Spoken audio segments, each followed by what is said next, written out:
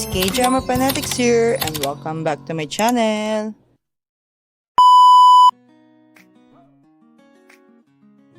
Episode 4 continues with their kiss, and while Hyun-Woo remains surprised at Hae-in's action, the latter feels embarrassed later on.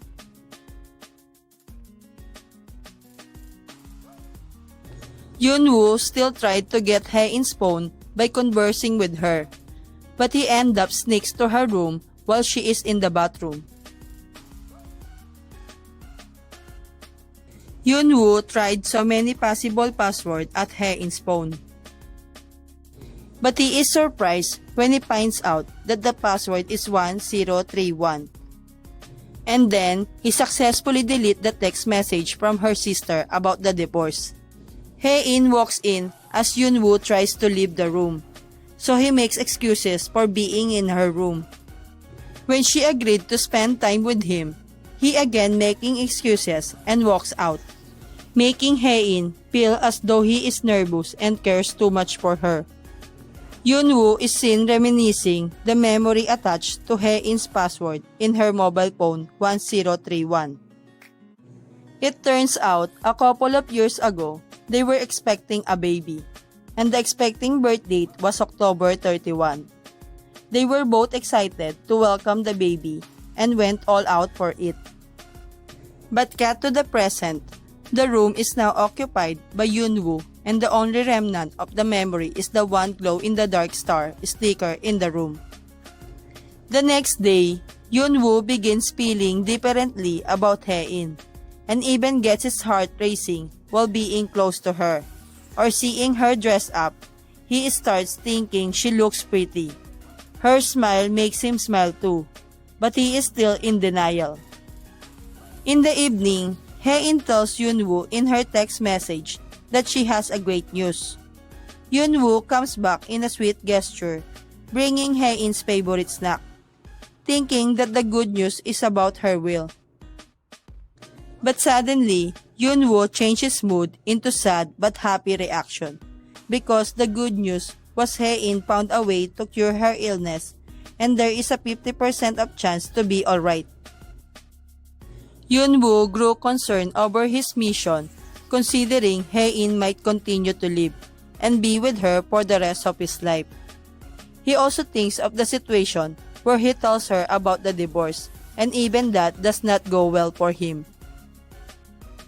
Meanwhile, Hae-in's mother confronts her for allegedly taking down her brother to reach the top.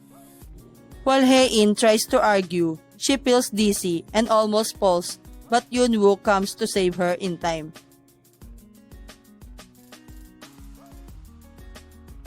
He takes her to the room and advises her to tell her family. She opens up and says that she does not want to shock her parents. After all, they have already lost one child. Later on, Hyun-Woo's father gets to know that he may be losing the village elections because of his rival. Saddened by his odds, Hyun-Woo's sister texts Hae-in about the situation, hoping she will arrive to help. Like a star, she enters the village center with rows of trucks loaded with gifts, stunned at her beauty, grace, and ability. The Baek family feel happy at her gesture. Hyun-Woo's mother informed him at Hae-in's arrival in their hometown. Hae-in, on the other hand, explores his room and finds a pink iPad. While listening to the music, Hyun-Woo's niece approached her about her car. She asks her driver to take him around in it. And then, she drops her iPad. While picking it up, she found herself hallucinating. She gets stuck in another hallucination and winds up lost. Meanwhile, Hyun-Woo found his iPad on the ground. He's been searching for Hae-in across the whole town and gets worried.